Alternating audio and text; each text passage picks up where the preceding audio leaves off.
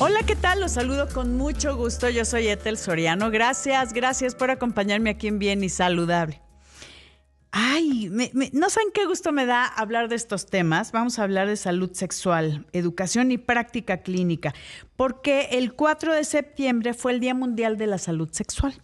Y yo creo que parte fundamental de la educación que necesitamos todos, a todas las edades, es entender que la sexualidad no nada más es el erotismo. Y bueno, aquí tengo al creador de estos grandes solones, de estos grandes todos, que es el doctor Eusebio Rubio Aureoles, especialista en sexualidad humana y psicoterapeuta sexual y director de AMSAC, la Asociación Mexicana de Salud Sexual. Gracias, Eusebio, por acompañarnos. Gracias. Ya te extrañábamos. Gracias por la invitación, muchas gracias. Ya eran algunos añitos, ¿verdad? Así es, ahorita estábamos contando, mejor no decimos. No, mejor no decimos. Sí. Y te doy la bienvenida, querida Elia Liz Guillermo, y es psicóloga, maestra en estudios de sexualidad, presidente de la mesa directiva de la Asociación Mexicana para la Salud Sexual, AC. Gracias por acompañarnos. Al contrario, gracias por la entrevista. Ay, me encanta hablar de estos temas. Yo sé que pues ya vamos a cumplir 23 años al aire, empezamos a hablar de esto y nos decían, ¿cómo a las 3 de la tarde van a hablar de sexualidad? Que no es igual a sexo. O sea, sí, es que hay un todo. Y tú, empieza por ahí, Eusebio, tus grandes solones que me encantan. Bueno, es un planteamiento para entender, porque luego nos hacemos muchas bolas, ¿no? Sí. Ese es el asunto. Fue el intento de poner orden en las ideas de qué es lo que queremos decir cuando hablamos de sexualidad. Sí. Y básicamente es el planteamiento que hay 4 grandes áreas. Unas nos cuestan más trabajo y otras nos cuestan menos trabajo. Todas tienen que ver todas con todas. Y si uno quiere procurar la salud sexual, hay que entender y hay que abordar y hay que educar todas estas 4 cosas, estas 4 grandes áreas. ¿Y qué es? Ya, además de lo que la gente piensa rápidamente del erotismo y el placer y los orgasmos, eso sí es sexual. Sí, pero claro. Aparte está el asunto de la identidad, sobre todo la identidad de género, la identidad de quién soy yo en función de los otros, la identidad de género, la manera como nos vinculamos con las otras personas, sobre todo los afectos que nos despiertan, las vinculaciones cercanas, no cualquiera, hola, ¿cómo estás? Vínculos afectivos cercanos. Exactamente se llama. Y la otra es la capacidad reproductiva, que no siempre es tener bebés, pero siempre es dejar algo a los demás, ¿no? Sí. De alguna manera. Y esas cosas, pues nacemos con ellas medio cada una por su lado y se van uniendo. Y ya cuando estamos en la adolescencia, en la adultez, como que todo tiene que ver con todo. Y esa es la idea del planteamiento holónico, porque eso es un término de teoría de sistemas, de dónde está la cosa. Todo tiene que ver con todo y eso es una cosa que es muy importante. Entonces, cuando te decían, ¿pero cómo vas a hablar de sexualidad a las 3 de la tarde? Pues es sexualidad. Seguramente se pensaban en uno de los pedacitos, que tampoco debería darnos tanta pena, ¿no? Pero lo que pasa es que sí está rodeado de toda esta cosa de la cual vamos saliendo, ¿no? Yo le llamo la conspiración del silencio, de eso. Nadie se habla, en serio. Y todo el mundo habla en broma, y todo el mundo anda con violencia, y todo el mundo se vale transgredir, pero no hablar en serio, ¿no? Sí, o con morbo, ¿no? Que ese es el tema. El morbo es etiquetarlo de esa sensación de maldad o de transgredir, ¿no? El morbo es el morbo quiere decir enfermedad, ¿no? Okay. De ahí viene lo morboso, ¿no? Y entonces, claro, esa sensación de que hablas de estas cosas y entonces estás hablando de cosas enfermas, pues apenas nos estamos librando, ¿no? Ahora ya no es tan complicado hablar de cosas eróticas en momentos del día, siempre cuando se aclare y se trate de que el placer es muy importante para la salud, es otra cosa. Es nuestro derecho aparte.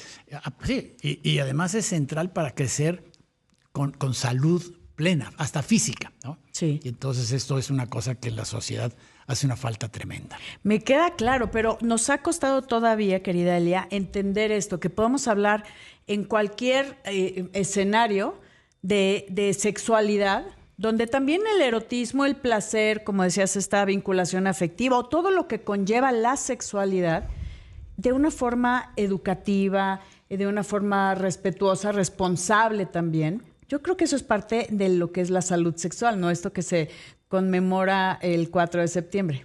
Una de las bondades que tiene justamente el modelo holónico es que también lo bajamos a las infancias. Entonces, no es lo mismo hablar para las personas adultas como que erotismo es igual a otras connotaciones que cuando lo bajas con las infancias. Entonces, en las infancias, esos cuatro holones lo manejamos desde cómo me siento por ser niña o por ser niño, que sería el tema del género, de la identidad de género, desde la capacidad biológica, sí, de ser como mamá o papá, pero también es una decisión. Estos cuidados hacia las mascotas, a lo mejor a un arbolito, etcétera, ¿no? Esta forma en la que mamá o papá me procuran. Pero además también está la parte de la capacidad de amar, la capacidad de sentir, pues a lo mejor tristeza, odio, coraje hacia las personas con las que me rodeo, pero también hacia las personas adultas, ¿no? Y entre mis pares.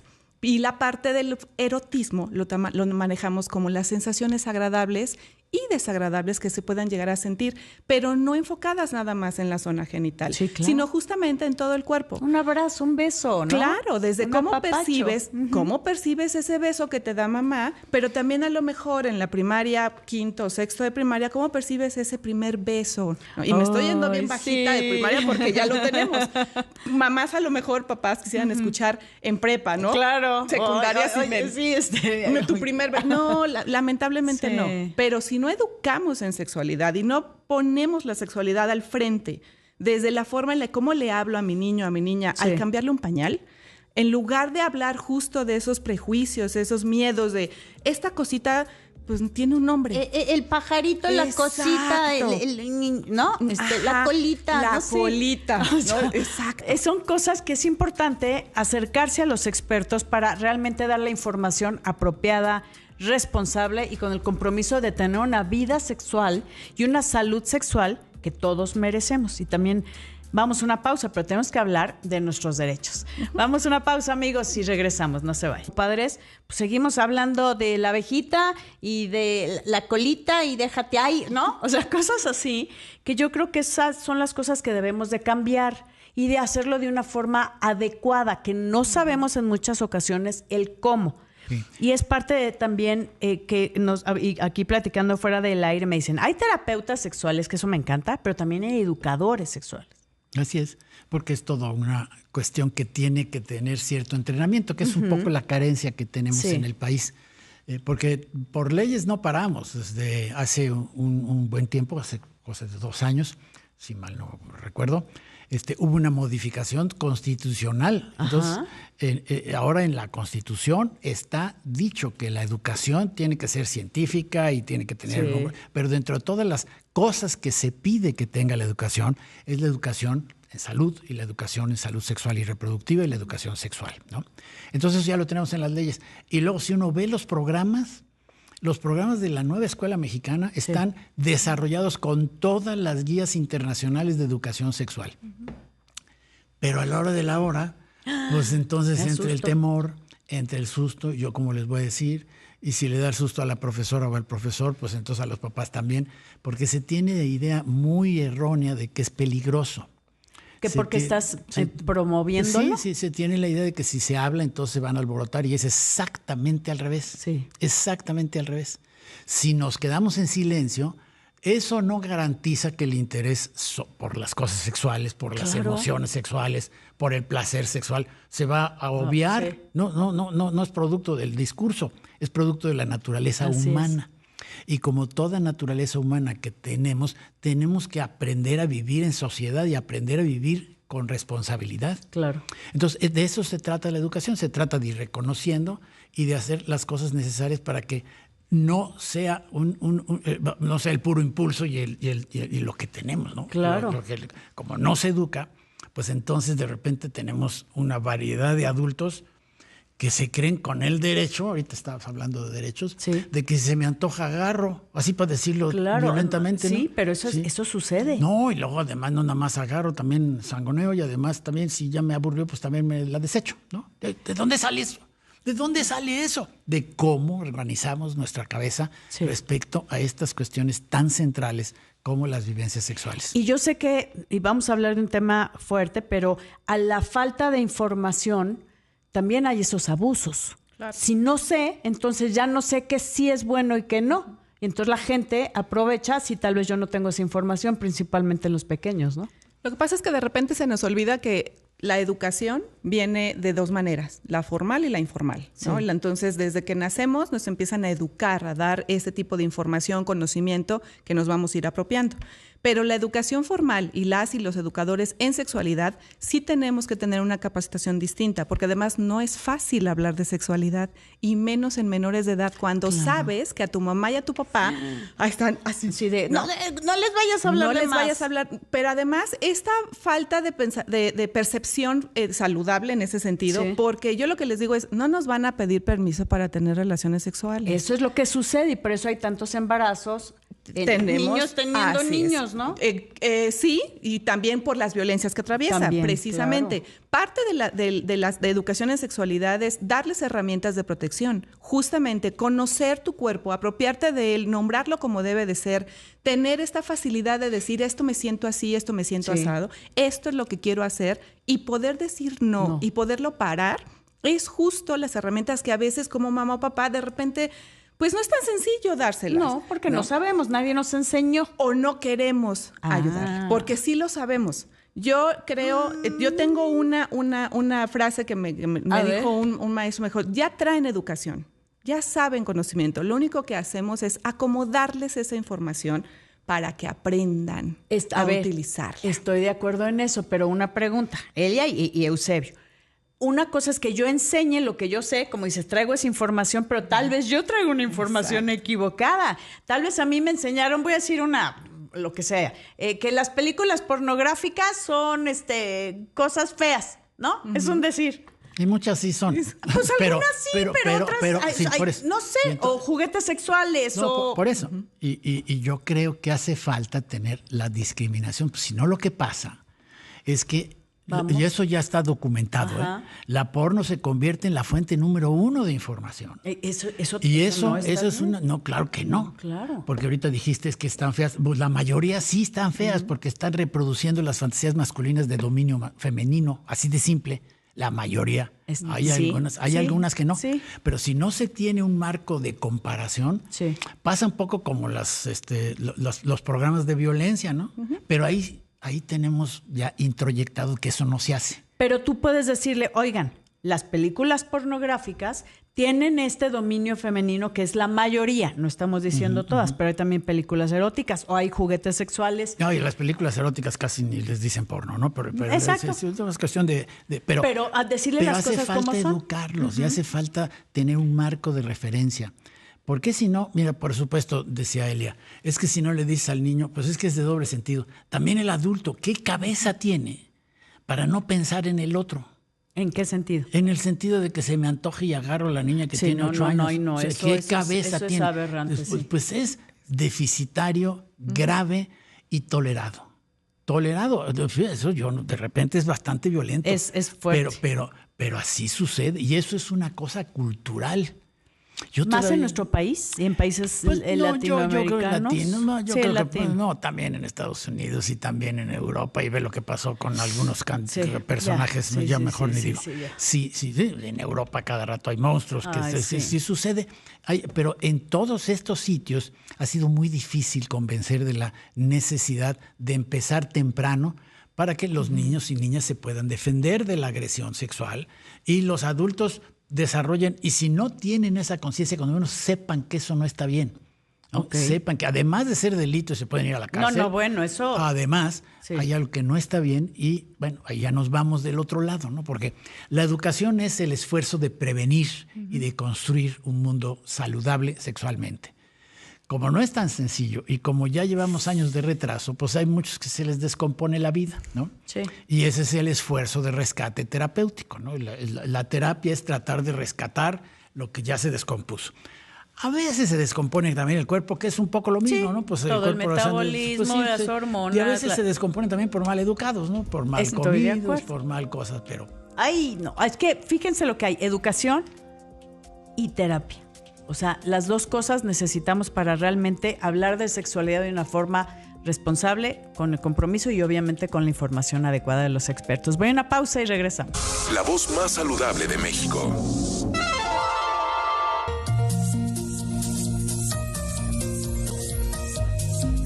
Estamos hablando de salud sexual, educación y práctica clínica. Y decíamos que hay que hacer, educar. Yo creo que esa sería la parte fundamental, en todos los niveles. Viene un congreso de salud sexual, cuéntamelo todo, por favor. Es correcto. Elia. Bueno, precisamente para dar un poquito de contexto, que hace rato hablábamos de las cuestiones de violencia, parte de lo que hace AMSAC es este congreso cada 2 años, en donde capacitamos a todas las personas profesionales de la salud que quieran integrarse, pero también, por ejemplo, tenemos arquitectura, gente de las leyes, abogados, abogadas, que bienvenidos justamente para que puedan venir a capacitarse. El congreso es del 24 al 26 de octubre en la Facultad de Enfermería de la Benemérita Universidad Autónoma de Puebla. De la UAP, me encanta. De la UAP, así es. Entonces, tenemos varias personas invitadas. El lema de esta ocasión, de este congreso, es Educación y Práctica Clínica, investigamos en pro de la salud sexual, justamente. Y tenemos conferencistas internacionales y nacionales. Dentro de las personas internacionales van a destacar, por ejemplo, a la doctora Lu Siquia, que es una persona que ahorita ha estado muy en boga hablando de estas cuestiones, justo que hablaban de la parte de la pornografía, en el sentido de cómo lo configuramos. Bueno, ella ha hecho libros justamente con respecto a cómo configurar este tipo de situaciones de género, ¿no? Pero también está de la parte de la Universidad Autónoma de México, está el doctor Rolando Díaz Lobing. Vamos a tener en esta ocasión, hasta ahorita que yo sepa, ahorita que me corrija el doctor por el tiempo, de los congresos, es el primer congreso donde tenemos un panel de infancias, que va a estar, las voces de las infancias nos van a decir cómo perciben esta educación, que en muchas ocasiones padres y madres de familia no lo tienen, pero también docentes, pero también instituciones. Y va a estar la UNESCO con nosotros, que es algo que nos acaban de confirmar el día de hoy. Todavía no sabe el doctor. Así es que también estamos informando, Eusebio. Le estoy informando aquí a mi querido doctor, que ya confirmó la UNESCO su participación en este panel. Y eso implica justamente pues darle voz a este tipo de situaciones. Vamos a tener talleres de 2 horas, talleres de casos clínicos, que esa es una de las cuestiones específicas del Congreso, es investigar, ¿no? ¿Cómo hacemos esta investigación y qué pasa con los casos clínicos? También va a ser algo novedoso en ese tipo de situaciones, porque van a estar hablando de casos de violencia sexual, por ejemplo, un taller de disfunciones sexuales también, por ejemplo, eyaculación precoz, cualquier cantidad de situaciones que se presenten. El ABC de la farmacología también va a estar ahí. El ABC de la ética también va a estar por aquí. Tenemos trabajos libres desde justo prevención del abuso sexual, desde manuales, desde presentaciones de libros, o sea, de simposios. Entonces, sí es un programa bastante completo en el que justo les invitamos a todas las personas que... ¿A dónde se comunican? En la página www.amsac. AMSAC con doble S. Exacto. AMSSAC de casa.org. Ahí aparece de entrada un logo amarillo, que es el congreso. Es el 13º Congreso de Salud Sexual.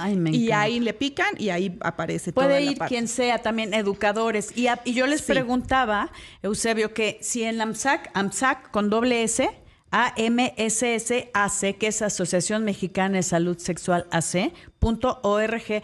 Si alguna escuela quiere algún educador sexual o alguna pareja quiere una terapia o alguien solito quiere una terapia sexual porque no sabe cómo manejar su sexualidad, ahí puede encontrar y obviamente la información del Congreso. Tenemos todos esos servicios, aparte de investigación, que también están, nuestras investigaciones están ahí en la página, pero sobre todo tenemos una clínica de salud sexual de precios muy, muy accesibles, porque ese es el asunto, la consulta privada se pone a veces pesada, y ahí en la página pueden pedir la consulta, están los teléfonos, ahora casi siempre es mejor hablar por teléfono, están ahí, se habla, se pide y hay la disponibilidad de citas, y también si se tiene una petición de una escuela en particular, tenemos todo un esquema donde se puede atender las solicitudes. ¡Ay, qué maravilla! Querido Eusebio, doctor Eusebio Rubio Aureoles, Elia Liz Guillermo, gracias por acompañarnos. Gracias, queridos amigos. Yo soy Ethel Soriano, por favor, cuídese.